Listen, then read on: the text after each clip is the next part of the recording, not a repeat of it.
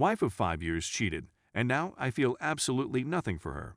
Nothing. And that scares me, with updates. Here are the main points. My wife, 34, and I 32. Wendy met via friends 7 years ago, dated for 2 years, and have been married for 5 years, just after I finished law school.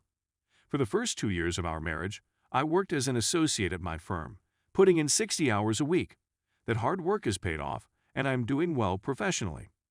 Wendy was a teacher at a private school before we married, but she resigned to pursue her master's degree in education, and is now enrolled in an educational doctorate program while working part-time.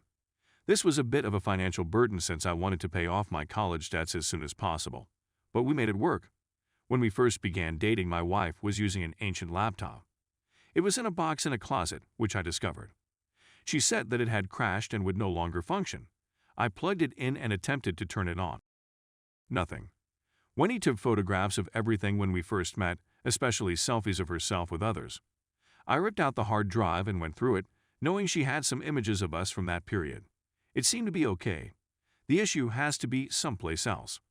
I waited until she went to go see her sister before plugging it into a SATA cable connected to my PC, wanting to surprise her with images from when we first began dating.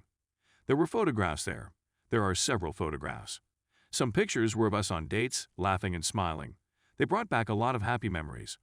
However, there were additional photos of her with other individuals. I recall one individual in particular. Bob was his name, and Wendy had dated him before me. There were several photographs of her and Bob. I wanted to take just our photographs, so I figured the simplest approach would be to categorize them by date, assuming that the most recent images would be of just us. However, when I sorted them by date, several of her photos with Bob were mixed in with photos of us. I started going through the images one by one and discovered that in a number of her pictures with Bob, when they were hugging and kissing, she was wearing a necklace/locket that I had bought her for her birthday the second year we were dating. I had to borrow money from my brother to purchase it. When I looked at the dates on the photographs, I saw a pattern. When she went her mother's home, or her sister's place to offer me peace and quiet on days and weekends, when school demanded my complete attention, she was up with Bob behind my back. I was enraged. It seemed like though fire ants were gnawing on my head, heart, and intestines.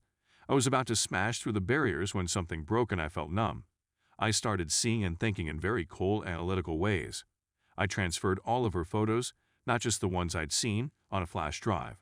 I packed a suitcase, got some suits, took the thumb drive, and drove across town to stay with my brother. I left her laptop hard drive into my PC, with a photo of her kissing Bob displayed on the monitor. The only reminder I left was a sticky note with an arrow pointing to the necklace/locket. When he called me from her mother's home, assuming that's where she was, but I didn't respond. It wasn't until a few hours later, when she likely returned to our apartment and saw the image on the display, that she bombarded my phone with VM and messages. They were all disregarded by me. I previously discussed separation and divorce with another associate in the family law section. We don't have any children or real estate since most of our money was spent on repaying my student debts and paying for her schooling. My company has wrapped the wagons around me, so her calls are routed to VM. She is not permitted on the property. Security already turned her away. Wendy found me at my brother's home, but he told her over the phone that if she came over, he put his Dobermans on her. He said she was yelling, weeping, and pleading over the phone. It did not make me sad or pleased in any way. I didn't feel anything. My marriage has ended. That's something I've accepted. But it's been 2 days and I'm still not feeling anything. There is no discomfort. There is no rage. Nothing. How is it possible that I no longer have emotions for her, that I have no one to see her again, that I have no desire to reconcile? Feeling nothing for her now that I'm alone with my thoughts frightens me. Is this something that will last? Is it possible that I'm still in shock? Is it permanent that I'm broken? On the plus side, I've never seen clearer answers in my instances. Story 2. My, female 32, husband, male 35, asked me for a paternity tests. We did it, and now I don't know how to go on. We've been married for 5 years and have been together for 8. The pregnancy had been planned. We both have steady jobs and a vibrant social life. I'm from Colombia. My mother's family is morally indigenous, whereas my father's family is more ethically Spanish. So, although I am dark and have a prominent nose, I have pale skin. Our kid, like my grandmother, has a darker demeanor, She has her father's nose, but I think she looks more like my family. So, ever since she was born, I've seen that my spouse was really anxious. He increased his work hours when she was 2 months old. He was witty and odd. He was often making jokes about how our kid didn't look anything like him. We then threw a dinner party for his pals. My grandmother fell and shattered her leg the same day. I asked him if he could spend the night with our kid. He quickly replied, yes. That irritated me, but I ignored it and headed to the hospital. When I returned, he practically demanded a paternity test. Oh my God, I blew up. I asked him if he was really treating us so badly because he suspected I had cheated. He continued repeating that it was justified, because his kid didn't look anything like him and so on. I simply remember yelling at him as if he didn't pay attention in 7th grade biology, or if he's a racist or whatever. Blowout fight occurs, I sleep in the nursery, and the following morning I'm phoning around for a paternity test appointment. It was rather pricey, and I told my husband he should pay for it. He accused me of procrastinating, and so forth. I informed him that I had never given him cause to distrust me, and that he had been punishing us for something I had never done. He paid for it, and we completed it. It took some time for the results to appear. He was giving us the cold shoulder the whole time. He remained at his friend's house. Later, it would be revealed that his pals had been pushing this problem and accusing me of being a cheater or whatever. The results are in, and no one is surprised. My hubby is the biological father. He suddenly alters his whole manner, cried. He apologized profusely. But it has occurred to far too many guys and so on. I said that I needed time and that I would take our kid to my grandmother's house. He is welcome to come visit and see our daughter anytime he wants, but I need space. So this is the first day of our separation, and I'm still furious with him. I'm not sure whether I'll ever be able to forgive him. Is divorce the only option? Update 1. We attempted couples counseling. He refused to back down.